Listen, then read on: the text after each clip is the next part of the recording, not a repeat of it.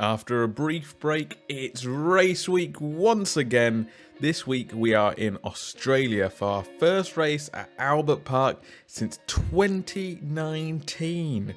A pretty huge deal to go back after so long away, especially considering it's usually our opening race of the season. The reason for this absence is down to the strict COVID restrictions the Australian government had put in place, meaning that it would have been disruptive to the rest of the calendar to go through, all the quarantine measures and whatnot. But now we're back, and I and a lot of other fans have very fond memories of this track, as it tends to be the place where all of our off-season excitement and speculation for the new season finally gets let out. Of course, that's not the case this year. We've had both Bahrain and Saudi Arabia before the Australian race, and the reason for this is that the race organisers actually just asked if they could go a little later on in the season in order to get themselves in the best shape possible to host the event.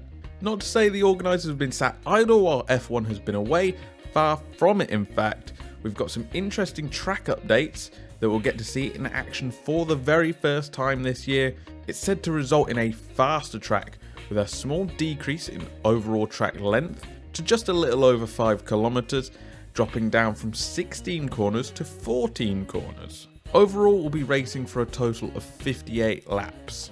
One interesting note is that we'll see an increase in DRS zones from 3 to 4. Now, correct me if I'm wrong, but have we ever seen 4 DRS zones before? I don't think so. That seems incredibly high to me, especially at a time where it's a hot topic whether we need DRS in the sport or not. We'll see how it goes. One thing is for sure though, we will see plenty of overtakes this race. Australia has a rich history in F1, with our current track being at Albert Park in Melbourne from 1996 onwards. In recent times, we've definitely seen a favourite when it comes to qualifying, with Lewis Hamilton taking pole in 7 out of the last 8 races. Wow. However, that interestingly doesn't actually translate into race wins. He's only won once in those last 8 races. That's incredible. This seems to suggest that pole position isn't everything in Australia, so that'll be interesting to keep in mind this weekend. In 2019, our last race of course, Valtteri Bottas picked up the win. How amazing would it be if he did that again now that he's at Alpha? That would be amazing. I don't think it'll happen this weekend though, and based on our current season so far, it is most likely going to be between Max Verstappen and Charles Leclerc.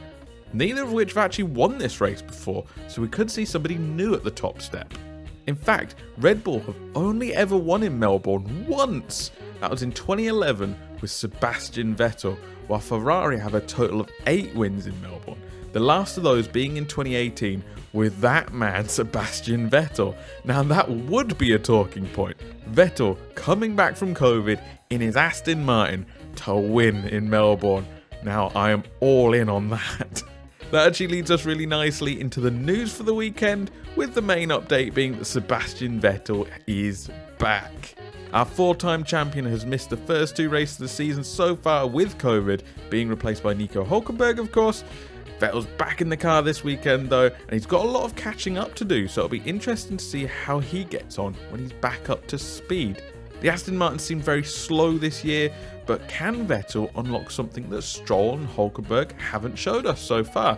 Another thing to note is that up and down the field we will see plenty of updates to the cars. Bahrain and Saudi Arabia were of course back-to-back races, so there was limited time to test and create updates for the cars during that window.